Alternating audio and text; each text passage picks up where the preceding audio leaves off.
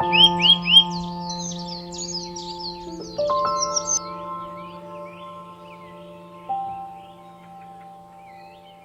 की भाभी कमला बहुत ही अकड़ू स्वभाव की थी।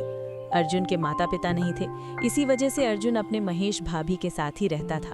कमला के अकड़ू स्वभाव की वजह से कई बार अर्जुन बहुत दुखी हो जाता था। मैं तो इस घर में नौकर हूँ, सारा दिन घर के काम करते रहो।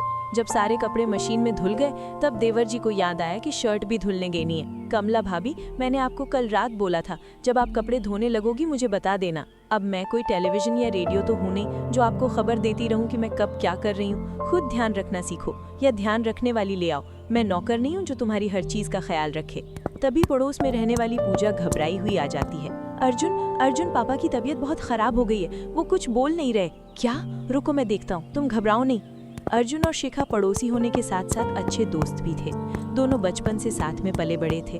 शिखा के ऊपर अचानक दुखों का पहाड़ टूट पड़ता है। पहले शिखा की मम्मी नहीं थी, अब पिता का साया भी अचानक शिखा के सर से उठ गया। शिखा के पिता अचानक चल बसे, पर जाते जाते वो शिखा का हाथ अर्जुन के हाथों में दे गए। ये लो, पहले एक निकम्मे की रोटी पानी के खर्चे कम थे, अब शादी भी की तो एक गरीब से जो दहेज में फूटी कौड़ी नहीं लाई। कमला, धीरे बोलो, सब आवाज कमरे से बाहर जा रही हैं। अर्जुन नई नौकरी ढूंढ रहा है, सुबह ही बोल रहा था। पिछले कितने दिनों से बोल रहा है, मिली तो नहीं ना। एक बोझ पहले ही उठा रही थी, अब दूसरा बोझ और आ गई। कमला की बातें अर्जुन और शिखा ने सुन ली। अगले कुछ दिनों तक कमला बात पर अर्जुन और शिखा को सुनाती रही। सब्जी खत्म हो गई है, इसलिए तुम दोनों नमक से ही रोटी खा लो। अब ये तो है नहीं कि हम अपने हिस्से की सब्जी भी तुम्हें दे देंगे। वैसे भी सब्जियां बहुत महंगी हो रही हैं और तुम दोनों जानते हो तुम्हारे महेश अकेले कमाने वाले हैं और घर में खाने वाले हम 4 लोग हैं। अब तो इतनी महंगाई हो गई है कि बच्चों के लिए दूध ब्रेड भी नहीं खरीद पाती हूँ, क्योंकि तुम दोनों की वजह से खर्च दुगना हो गया है। थोड़ा सोचो और कोई काम करो। कमला भाभी, मैं जब से शादी होकर आई हूँ मैं यही सुन रही हूँ कि हम दोनों आप पर बोझ हैं। मुझे बुरा लगता है जब आप ये बातें बोलते हो। अर्जुन जी, हम दोनों अब यहाँ नहीं रहेंगे। बेकार में हमारी वजह से महेश भाभी परेशान हो रहे हैं। मैं आपको बोल रही हूँ ना, आप मेरे साथ मेरे घर चलो। अभी उस घर का किराया बाकी है, हम आगे बढ़ा देंगे किराया, पर मैं ताने सुनकर यहाँ नहीं रह सकती। नहीं सुने जाते तो चले जाओ ना दोनों। ठीक है शिखा, अब से हम तुम्हारे घर रहेंगे। और फिर अर्जुन ने अपना घर छोड़ दिया और बराबर में शिखा के घर जो किराए का था उसमें रहने लगा। पर काम करना जरूरी था। सुनो, तुम पापा का ही काम कर लो। पापा बाजार में मटर पनीर की सब्जी और पूरी बेचा करते थे। पापा को मार्केट में सब जानते हैं। जैसे पापा काम करते थे मैं वैसे ही तुम्हें बता दूंगी। कम से कम कोई काम तो शुरू होगा। तुम्हें कितनी परेशानी हो रही है शिखा? मेरे पास पैसे नहीं है, सब कुछ तुम्हें ही करना पड़ रहा है। अगर मैं साथ नहीं दूंगी तो कौन देगा? हम दोनों का जन्म जन्म का साथ है। तुमने मेरी ऐसे समय में मदद की थी जब मुझे सबसे ज्यादा जरूरत थी। तुमने मुश्किल की घड़ी में मेरा हाथ थामा। अर्जुन, तो अब मुश्किल की घड़ी में मैं तुम्हारे साथ हूँ। तुम मटर पनीर की सब्जी पूड़ी का ठेला शुरू करो, देखना तुम्हारा काम बहुत चलेगा। और फिर अर्जुन ने काम शुरू करने के लिए कुछ रुपए उधार पर लिए।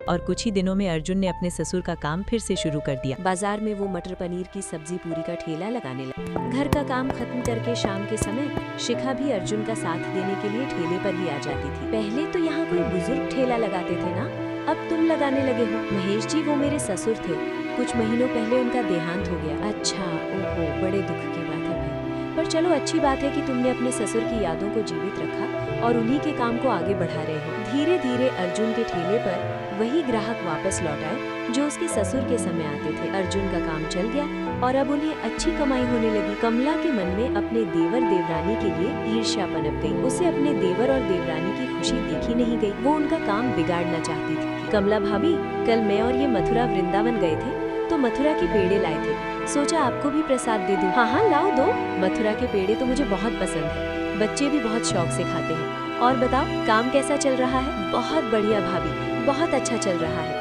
आप सबका आशीर्वाद है। पेपर मटर पनीर की सब्जी पूरी जरूर आऊंगी। कमला ने सोच लिया था कि किस तरह से अर्जुन का बना बनाया काम बिगाड़ना है। और फिर एक दिन वो अचानक अर्जुन के ठेले पर पहुंच ही गई। उस समय कुछ ग्राहक पूरी सब्जी खा रहे थे। भाभी, आप आइए ना। हाँ, सोचा मेरे देवर ने नया काम खोला है तो मैं भी देखने आ जाती हूँ। अरे वाह, मटर पनीर और पूरी की खुशबू कितनी बढ़िया आ रही है। खुशबू से मुंह में पानी आ रहा है, भूख लग गई मुझे तो। अरे तो रुको भाभी, मैं आपके लिए भी थाली लगा देता हूँ। अर्जुन ने अपनी भाभी कमला के लिए बहुत मन से बढ़िया थाली तैयार की। तभी कमला ने अपने पर्स में से एक मरी हुई छिपकली निकाली और मटर पनीर की सब्जी में मिला दी और शोर मचा दिया। अरे ये क्या, मटर पनीर में तो छिपकली है देवर जी, तुम जहरीला मटर पनीर खिला रहे हो। अरे अरे कोई मत खाओ, इस मटर पनीर में छिपकली का जहर मिला हुआ है। कैसा मटर पनीर पूरी वाला है, हमें जान से मारना चाहता है। देखकर नहीं बनाते हो, बिल्कुल भी साफ सफाई का ध्यान नहीं है। मटर पनीर में छिपकली गिरा दी। इस मटर पनीर की सब्जी पूरी वाले की तो पुलिस में शिकायत होनी चाहिए। चलो भाई चलो, सब वीडियो बना लो और पुलिस को बुलाकर इसे पकड़वा दो। कमला भाभी, मैं जानता हूँ आपने ये जानबूझकर किया है, आप मेरे से जलते हो ना। अरे मैं आपका सगा देवर हूँ और आपने मेरे साथ ऐसा किया। मेरी बात मानो,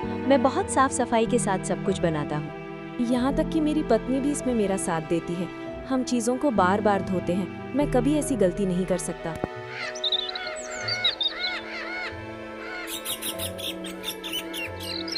तभी शिखा भी ठेले पर आ जाती है। ठेले पर ग्राहक अर्जुन को पीट रहे थे। अगर तुमने गलती की है तो इसमें मैं तुम्हारा साथ नहीं दूंगी देवर जी, तुम्हारी गलती सामने है। देखो मटर पनीर में छिपकली है। कैसी बातें कर रही हो भाभी, शर्म आनी चाहिए आपको। आप मेरे पति पर झूठा इल्जाम लगा रही हो ताकि इनका काम खराब हो जाए। दिखाओ छिपकली को, कौन सी छिपकली है, मैं भी तो देखूं। शिखा की बात सुनकर कमला घबरा जाती है, क्योंकि छिपकली को देखकर तो दूर से ही लोग डर जाते हैं। अब उसको हाथ में कौन पकड़े, लोगों ने असलियत तो देखी नहीं। सच तो ये था कि जो छिपकली कमला ने सब्जी में गिराई थी वो बिल्कुल असली जैसी दिखती थी, पर वो नकली छिपकली थी। अरे अब देखने से क्या होगा, मेरी कटोरी में है, मैं इसे फेंक देती हूँ। दूर से देखो, हाथ मत लगाना नहीं तो जहर फैल जाएगा। नहीं नहीं, जहर तो फैल चुका है आपकी झूठी बातों का, मैं हाथ में लेकर जरूर देखूंगी। पूजा ने निडरता के साथ मटर पनीर की सब्जी में से छिपकली को पकड़ लिया और सच सामने था। ये देखिए, ये छिपकली नकली है, एक खिलौना जो अक्सर असली छिपकली की तरह दिखती है। आप सब भी अपने हाथ में लेकर देखिए, घबराइए नहीं, ये नकली है। अरे अरे हाँ, ये तो नकली छिपकली है। इसका मतलब ये औरत झूठ बोल रही थी, इस बेचारे शरीफ और ईमानदार दुकानदार को बदनाम करना चाहती थी। हाँ, आपने सही कहा, ये मेरी जेठानी है। हमारे काम से इन्हें जलन हो रही थी, ये चाहती थी कि हमारा काम बंद हो जाए, इसीलिए इन्होंने ऐसी घटिया हरकत की।